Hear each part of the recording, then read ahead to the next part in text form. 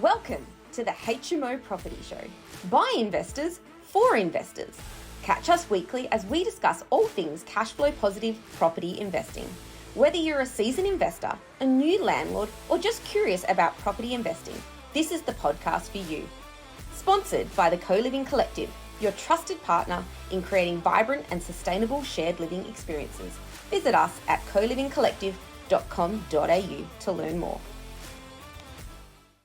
Welcome back to the HMO Property Show. I'm your host, Neil Gibb, and today I've got someone joining me all the way from Melbourne, sunny Melbourne, I should say.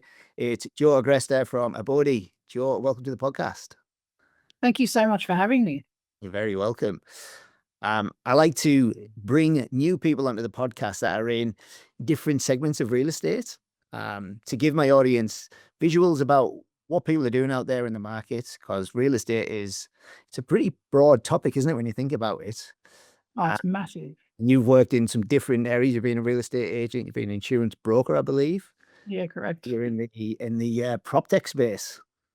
Yeah, I just have to try and tackle all angles as much as possible.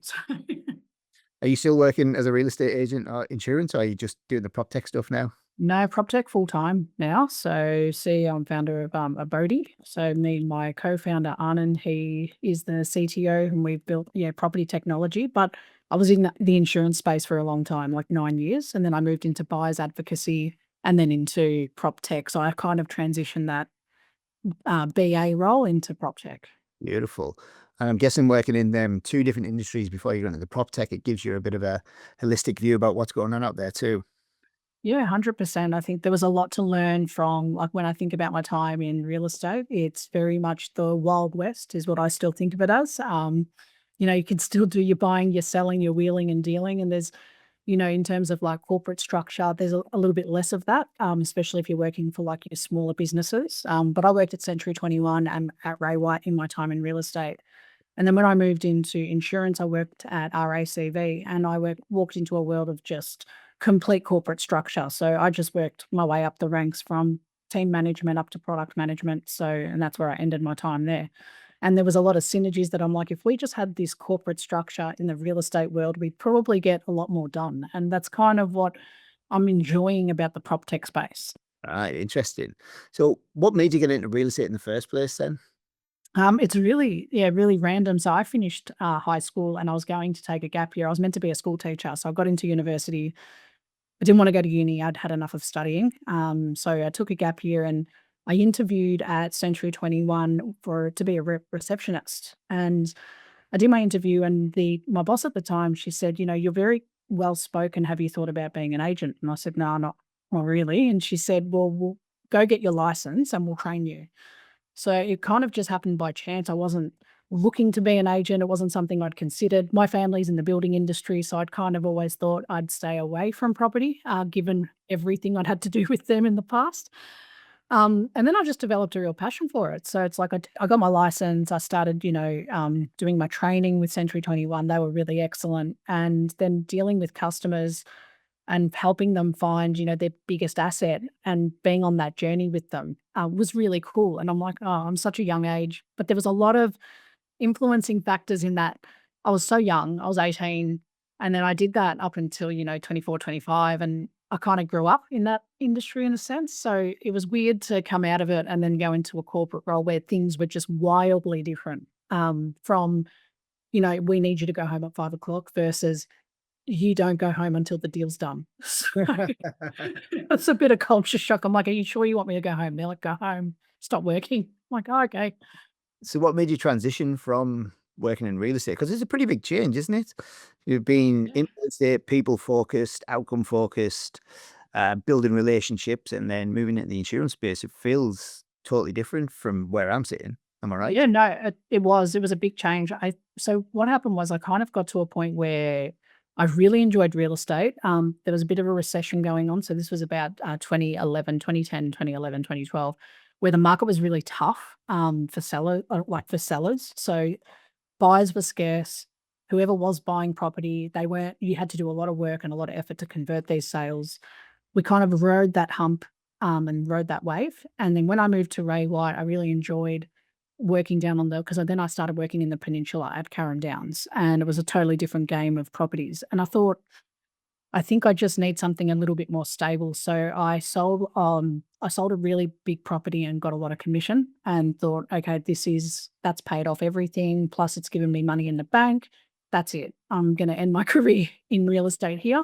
I'm going to go get a job full time, just because I wanted to have like a proper head start, and I wanted to break from all the strange hours and just to see what else was out there. So RACV was meant to be temporary. It was meant to just be a call center job that just, I had some money behind me now. I was going to just relax, and then developed a real ambition for people management. So then I said, oh, I want to become a manager. They said, all right, let's put you in training. Became a manager, did that for 4 years in the role there, and then moved into product and started developing small business insurance product with a team. And I loved it. But then towards the end, like the last, I would say 5 years, so 2020, 2021, COVID hit. And I thought, I think I want to go into solving a bigger problem in real estate. So went back into real estate, did buyers advocacy, helping buyers, because one of the things I didn't love about real estate was seeing how many buyers in market I couldn't help adequately, because as an agent, you're paid by the seller to do a job, right? So you're representing them. You can't then try and help the buyer. But I could see so many gaps in what they were doing, what they were saying. And I'm like, I want to help those people. These are the people that really, really need assistance. So buyers advocacy was where my passion lied. I started delving into that. What year was that? So that was 2021, 22. I went back in and then started Abodey. So got that business up and running. I had an idea to make it more efficient, make the market more efficient, make home buying easier. And then it started the journey of, iterations, different venture capitalist programs, getting training to own and operate a business, and understanding the market, and getting back into how do I help this buyer? Yep, set up a business and start doing that. And then here we are, fast forward from 2021 to 2025, and we have an app in the market. We've got a team, and we're now trying to help buyers. We've helped a fair few buyers buy their property with technology, and I'm loving it. So it's a really good hybrid of what I used to do. Well done. What a journey. What a journey. I've been getting some notes as you've been talking, because there's some interesting bits that you said there. When you sold that last property and you got a really big commission from it, that big commission would normally, we call it the golden handcuffs, that would normally bring people in and make them drive more, wouldn't it? What made you get that large commission and then think, I'm going to try something different instead of just trying to replicate that and earn more and more money? I wanted to kind of start growing my wealth more than anything. And I know real estate would have been a really good place to keep doing that, and getting bigger commissions. But the struggle that I had with real estate is when you pass your retainer, you want to go to commission only. That way you try and aim for a settlement a month. So you just constantly gain, commissions rather than having to pay back a retainer. Because of that recession, it was really tough to beat that retainer. It took me about 1.5 years to actually beat it in that time in the market. So then once I'd overcome that hump and I was consistently getting commission, it was just a lot of pressure. And because I was so young, I think the work-life balance wasn't there for me back then. So even though I was really ambitious, I still wanted to go out. All my weekends were taken up by real estate. Like I got a random Thursday off, which none of my mates had off. It didn't suit me. I was like, this is pretty crap. So I thought, I need a job where it's just, here are your hours, here's what you do. But I also want a career pathway to learn way more than what I know now. So like I know about real estate, I have a passion, but how can I go into a different sector of it? And I think moving into insurance just opened up my eyes on the other side of property. It's property ownership. And then how do you have a product that protects the asset that you've worked really hard to get? So it was really just coming out of it with the money that I'd paid to say, I have something to sit on. I've got some support. I've got a buffer. If I always want to go back to real estate, I'll renew my license and go back. And then I didn't for a long time. Yeah. Interesting. You mentioned as well, at that point, the market was quiet in Melbourne, like 2010, 2011. Is that similar to what you're seeing now in Melbourne? Melbourne did go backwards a little bit. Like I think we were one of the only states that, and I think New South Wales that I think we dropped 3.5% last year, like from, sales volumes and things like that, and growth, like the actual value of the markets dropped. What I'm kind of seeing from this perspective, though, is now that I'm dealing with buyers, is buyers are actively looking. The problem is stock. I think everyone knows that with the current economic climate, that, stock is a massive issue here, that there's not enough properties on market for what you want. And the suburbs that people want to move into, they're populated. So they're being outcompeted straight away. And there's sometimes very little room to negotiate with them on other suburbs that fit their budget, but maybe they don't fit their lifestyle. So you kind of have this, issue of there is stock. It's, I don't want that stock. I want that stock. So, and this is the problem we have. And if people got the markets, as we know, Joe, they're driven by, well, majority of them are driven by affordability. Today, we've just had the RBA say that they're bringing down the cash rate, which is great. Should see a bit more interest coming into that market.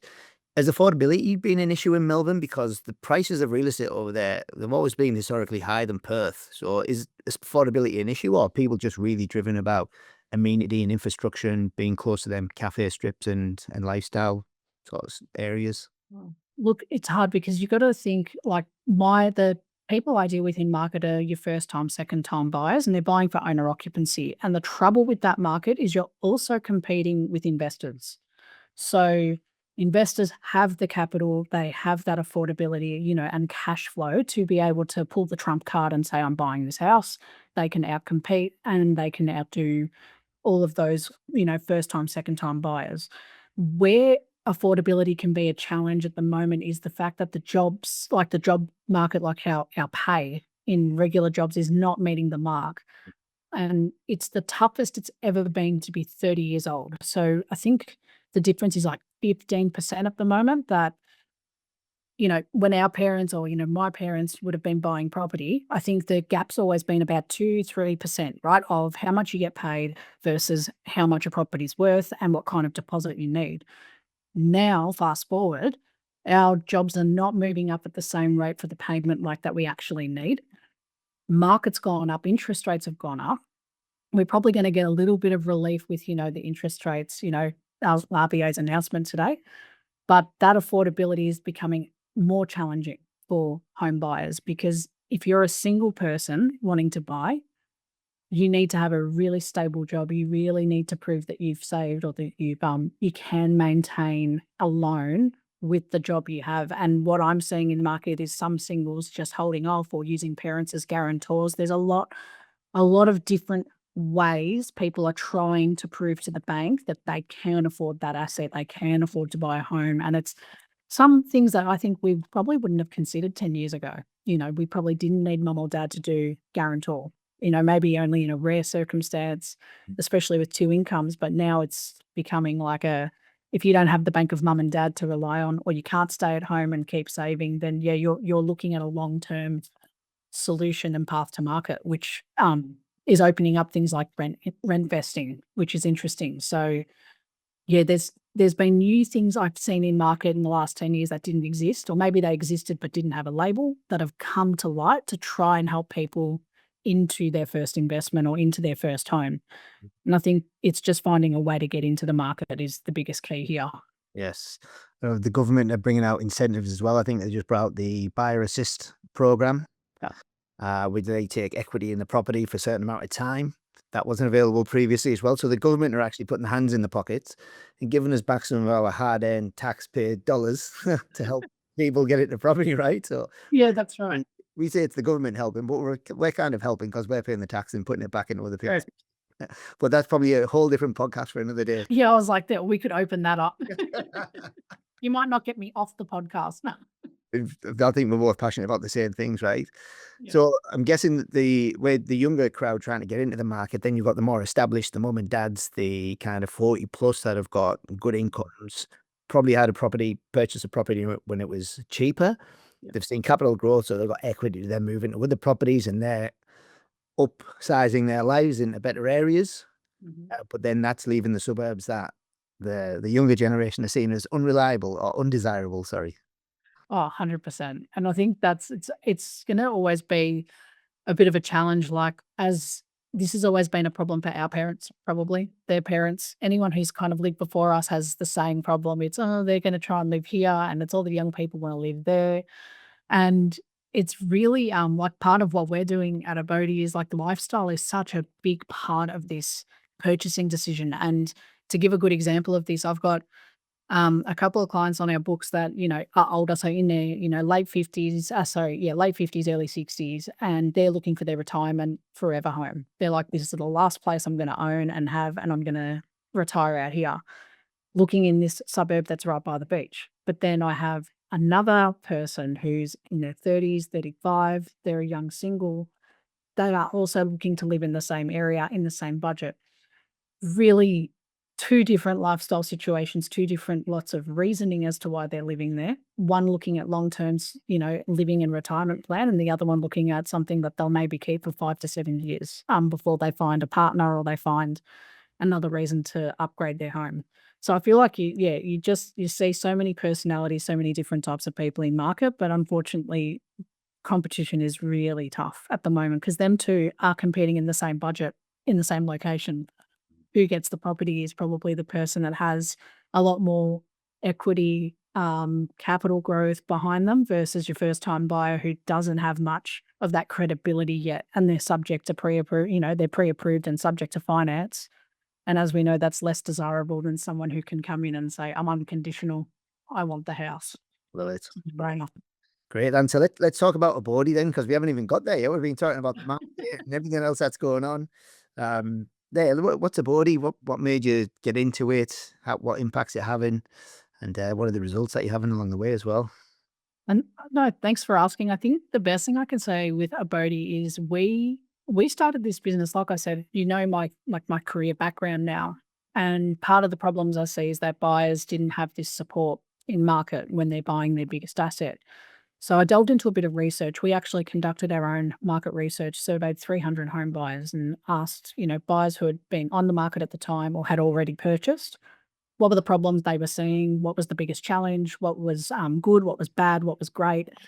What resources do they use? And what that survey came out and told us was that 80% of buyers did not know that a buyer's agent existed.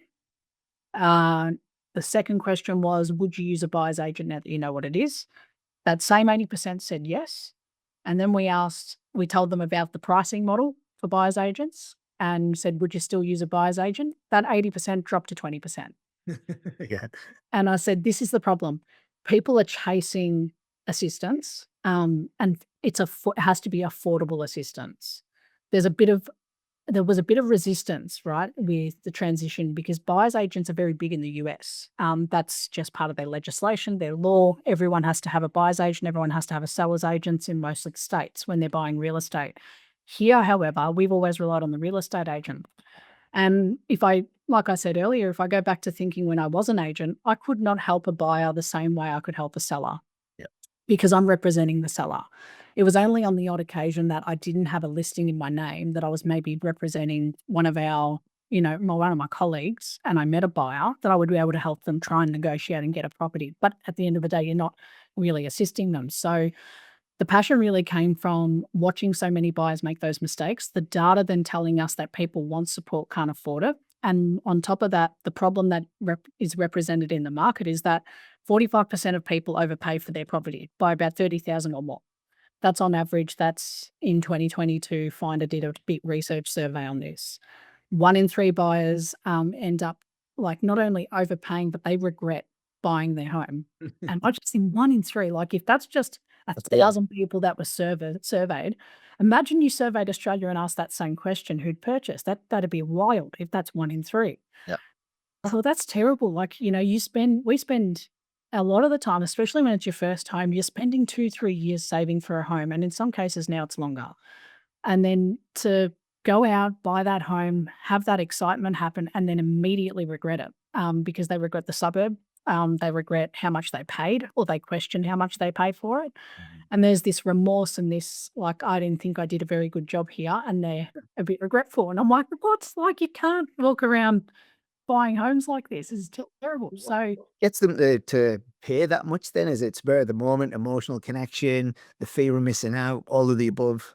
All of the above. The driving factors are that agents, we're trained to put urgency on a sale, right? So I don't have to say much to make you think you need to buy now, and I think we've all experienced an agent saying, that's fine, you can buy this property, but you can put in an offer, but we do have other buyers coming in at offers. The minute you hear that, there's panic in your head saying, crap, I have to put in an offer. And then you start scrambling of how do you put in this offer? What do you need to do? There's panic, there's overwhelm. That's exactly what. It's a classic line that the real estate agents say, even if there's no other offers. Yeah, correct. And the problem with that statement is you can't debunk it. Yeah. You either have to say it's, BS and take the risk that you can take your time, or on the off chance that they're right, you have to act with urgency. So it's a real chaotic approach, but that's why they do it. And that's what I don't like. I never liked that kind of behavior. This is how my boss used to train me. And I'm like, this is so uncomfortable because I have no one. I'm in a recession. Do you think I have a buyer? No, I have no one. I'm desperate for this person to put in an offer. And this still happens today. I'm helping my grandma buy a house at the moment, and I'm getting all the one-liners from this real estate agent, and I'm just like, just shush. Like, it's just stop. And but look, going back to your question, Abodey is essentially a home buying platform, kind of like Tinder for houses, but not with the swiping left and right. What we do is we match fake. We look at your lifestyle, your property wants and needs, and your budget needs. And we've developed an AI property matching algorithm that will give you the top 5 homes that are really suited to your needs based on, property and suburb matching. And the reason we did that was because part of the survey was people were missing really important key factors like in their decision making when they're buying a home. So they'd purchase a property, but they didn't really look at the suburb, like for example, where freeway access was, where schools were nearby. They didn't plan on having this home for 5 years, and then they ended up having kids there, but they worked out that they're actually 15 minutes away from decent schools that they wanted to put their kids in, or they were 30 minutes away from a freeway entrance. So they bought because it was cheap, but it was not economical for their lifestyle.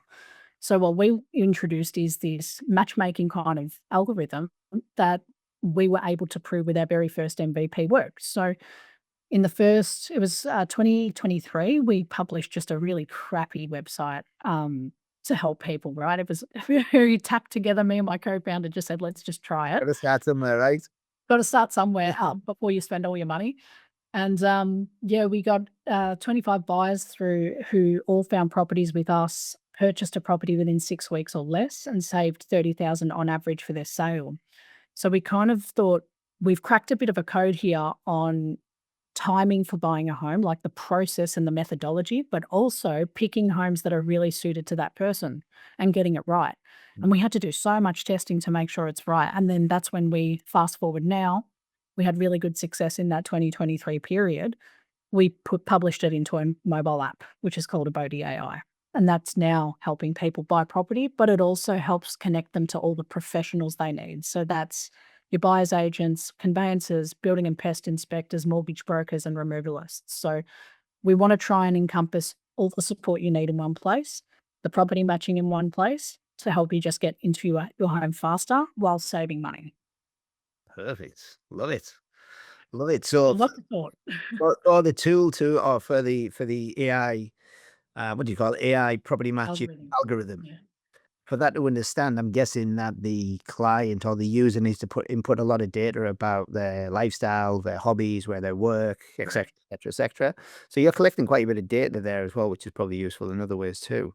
Absolutely. Like what it's giving us a picture into, like certain questions are made optional, right? Because we can't force anyone to tell us what their hobbies are. Things like that. Every personal question that we have in there about hobbies, lifestyle, pets, family, where workplace is, where mum and dad's is, all these important points of interest. We've made them optional on purpose, but what we always say at the start of that, questionnaire when you do it is the more personalized you get, the better your results are going to be. If you're vague or if you say something fake, it's not going to work. It's just going to match based on what you're telling me. So it'll work to an extent, but you're not going to get that level of personalization. So to give you an example, we ask you if you've got pets, right? And you say, okay, yep, I've got a dog and a cat, which I do. Our algorithm then, when we produce the report, it'll say this property is a great fit. It has a dog park, 100 meters away, which is perfect for you to walk your dog, every afternoon like you planned. you said one of your deal breakers was this. We will actually tell you what is a compromise you'll need to make as well. So if you said, I absolutely don't want to be near a lake, we won't find properties near lakes. We'll actually just eliminate it in the matching process. When we give you the top 5, if there's, let's say, a property that met 9 out of 10 of your requirements, and that one thing was that you didn't want to be near a freeway, or that you needed to be near work within 20 minutes, we actually call it out and say, this property, although it's great, you're actually 25 minutes outside of work. Consider if you want to purchase this home, this is a compromise you'll need to make. And that's the difference. We're not trying to, because we're only for the buyers, we have no qualms in representing sellers. We're not trying to push properties. We're not trying to push this particular home because we're motivated by a seller. And that gives us a different edge in the market because we are fully representing a buyer. So we'll tell you what's good, bad, ugly, all of it, everything in between on your app, on your smartphone. So when you go to a property, you actually know what you're looking at. Yeah, great. And you mentioned as well inside the app that they have access to a buyer's agent. So even though you give them all this information on a platter, there's still the option to negotiate or to engage a buyer's agent, which will then negotiate on the property for them. Correct. Yeah. Because one thing that we don't have in our app is real estate agents. So you'd think that would be something that we do, but it's not. Real estate agents are representing the sellers. Buyer's agents represent the buyer. And we want to give, I love that profession. I came from that profession. I want to give them a platform to actually have their services listed so someone can find them, because buyer's agents, they are listed on realestate.com and Rate My Agent. You can't find them. There's way too many real estate agents to sift through before you find an actual buyer's agent on those platforms. So they're never getting that opportunity to be spotlighted unless they're doing their own marketing. Whereas if we're putting them in the app and saying this is a service and they're all giving away their time, like that, you can book in hour conversations with them just to find out what they do, how they work.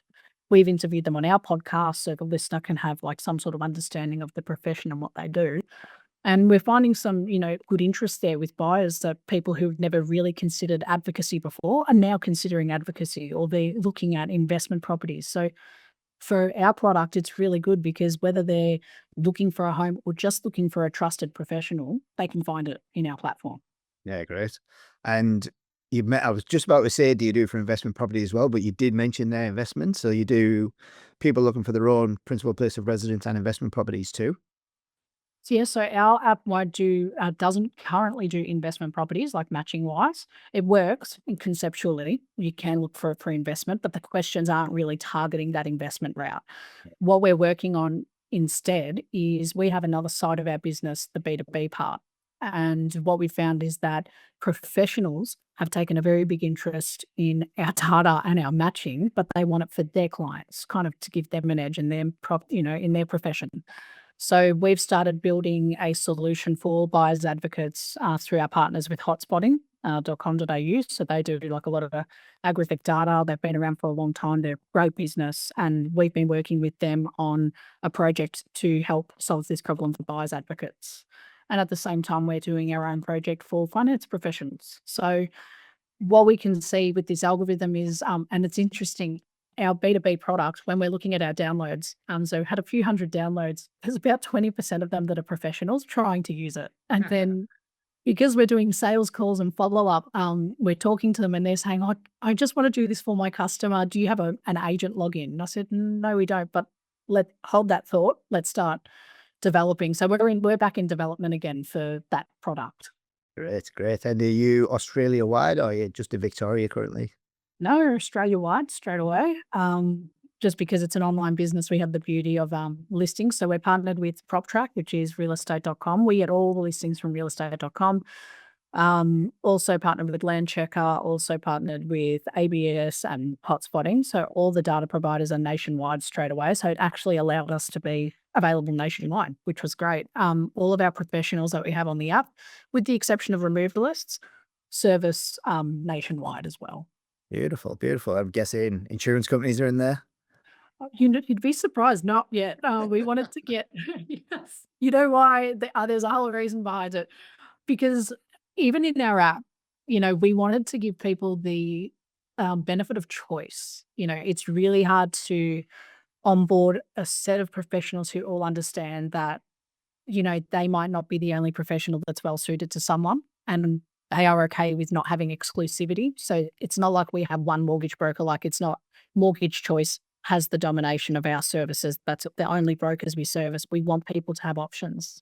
And with insurance, it's very different because there is a big ownership over it. So it's like they want to ensure they have that exclusivity. So if you're going to offer an insurance policy, it would just be RACVs or it would just be AAMIs. So for us, we've kind of held back just for a hot minute to assess our way forward there and go, okay, how do we want to proceed? Yeah, great.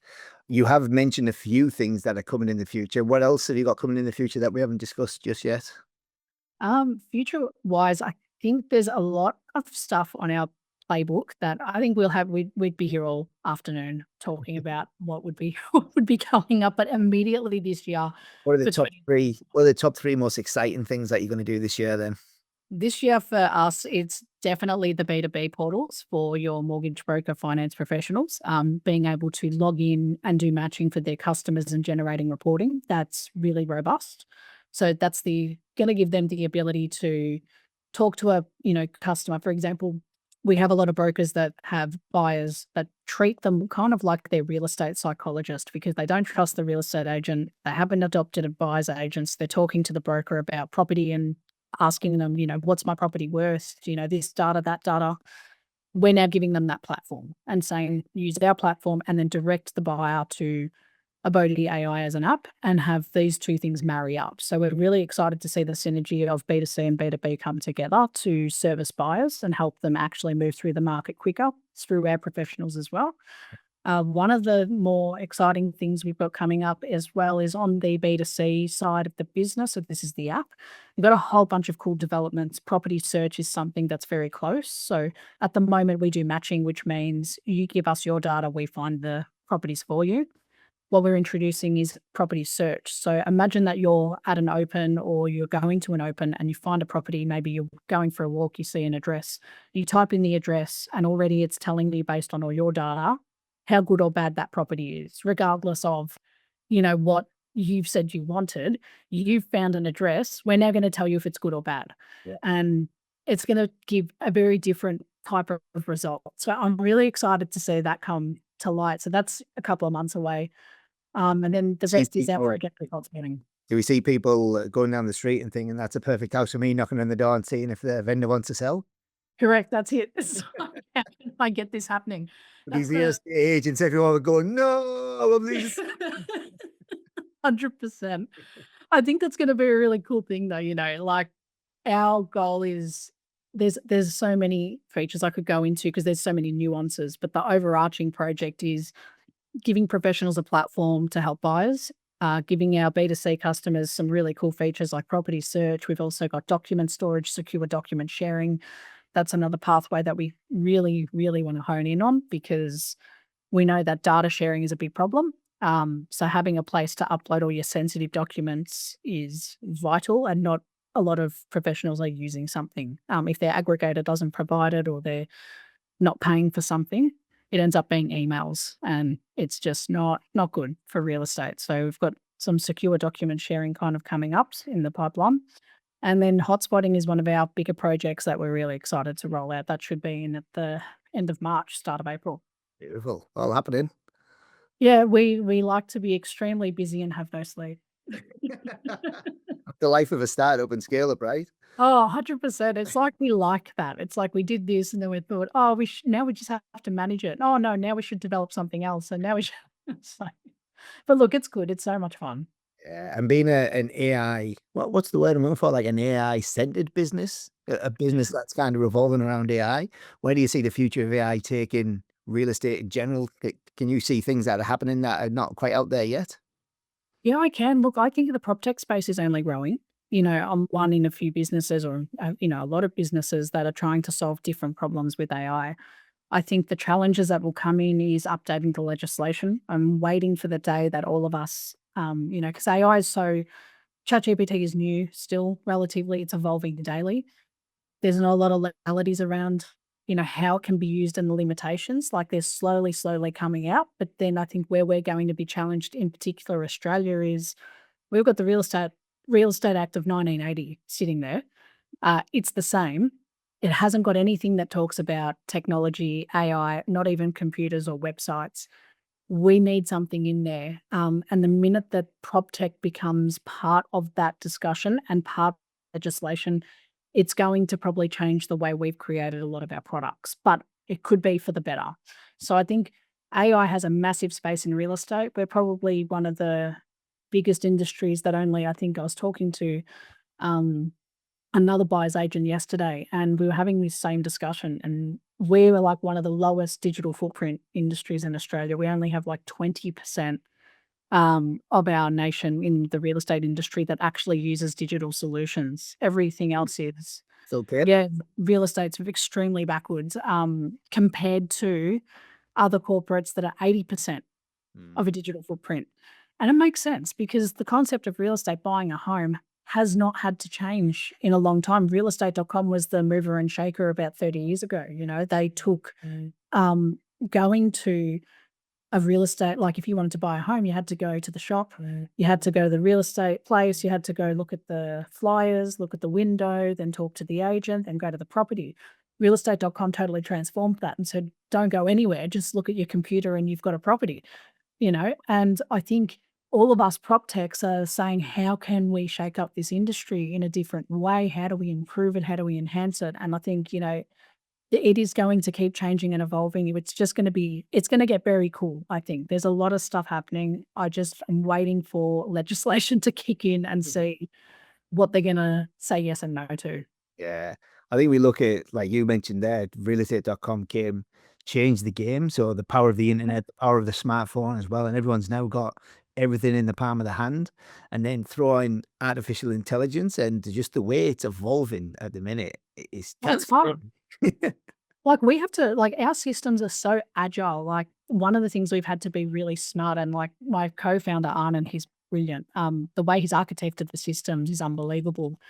We need to be able to integrate the newest technology at every turn. Every update to ChatGPT, AI, any of our background systems, we have to have our finger on the pulse because we get left behind. So we started the business when ChatGPT had just come out. It was like the perfect timing because the same idea that we were working on, the same one that's been produced, was lines of coding and it was just done so different. And then ChatGPT hit the market and we were like, hang on, I think this has just made the tech even easier. And it absolutely did. So now it's about keeping up or you're going to get left behind. And you have to move so quick. But in saying that, ChatGPT makes a lot of things faster as well. It does, but it's like you say, it's a good job you like early mornings and late nights, isn't it? Oh, yeah. And look, I think one question I always get asked is, are we going to take, you know, is this going to replace real estate agents? There's a lot of businesses that are trying to, you know, in prop tech that are trying to take over and eradicate the need for an agent or the need for a professional.